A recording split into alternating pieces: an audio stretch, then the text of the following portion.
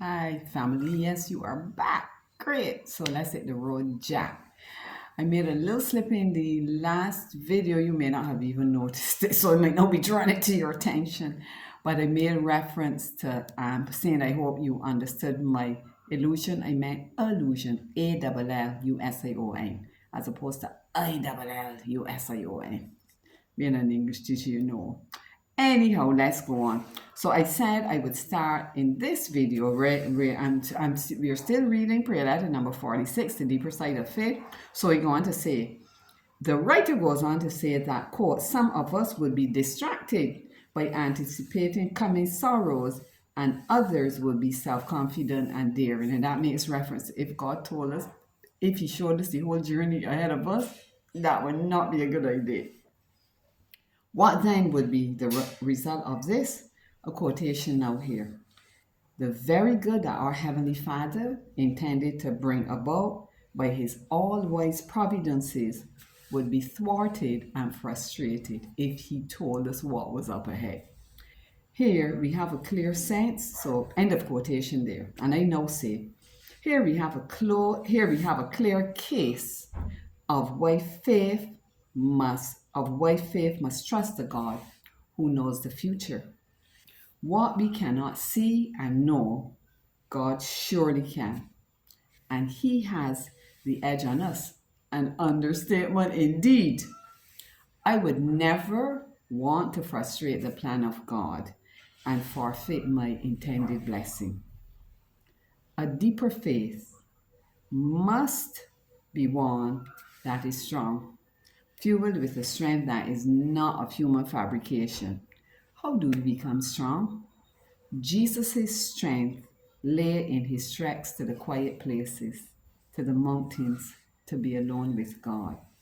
Many of the biblical characters um, went alone with God to quiet places to be strengthened.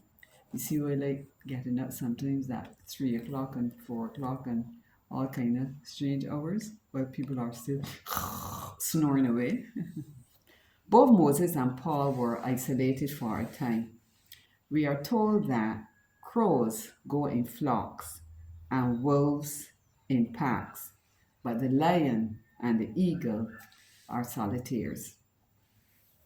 I realize that most of your growth with God will occur not so much in the midst of the maddening crowd, but in the very quiet alcove of your life, where you physically carve out time to be alone with God, seeking to know Him at a more intimate level. And this is oh so true. Therein lies our strength. Strength is not, and I'm quoting something now, strength is not bluster and noise. Strength is in quietness. A text, end of quotation, a text which has served me in very good stead throughout my entire life is Isaiah 30:15, which says, in quietness and confidence shall be your strength. That's a sweet text, very simple. Basically, I'm a pretty quiet person, I really am. My nature is quiet. But me, obviously, I could talk too. This period of my life is one that has been very busy. It's the busiest ever. I met many people and made new friends. And it has continued like that all through the years. Yet it has been a very quiet time in my soul with God. Many times I just prefer to be quiet and meditative. And that is the truth. You could ask my husband. The other aspect of deeper faith is one which maybe surprisingly I can, it is one with which maybe surprisingly I can identify. My conviction with respect to my health journey has had its own cost. The writer notes the following quote, it need not be said that to carry conviction into action is a costly sacrifice. It may make necessary renunciations and separations, which leave one to feel a strange sense of deprivation, and loneliness. What does that mean? Like in other words, you may lose people along your journey.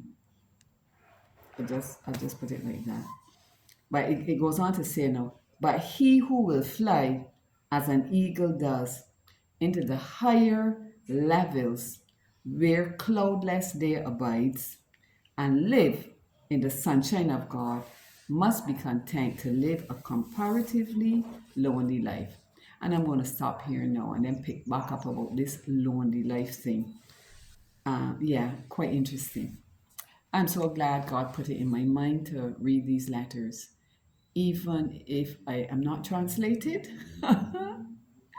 after I'm gone, these videos will still be around. God bless you, and I'll meet you in the next video. Bye bye.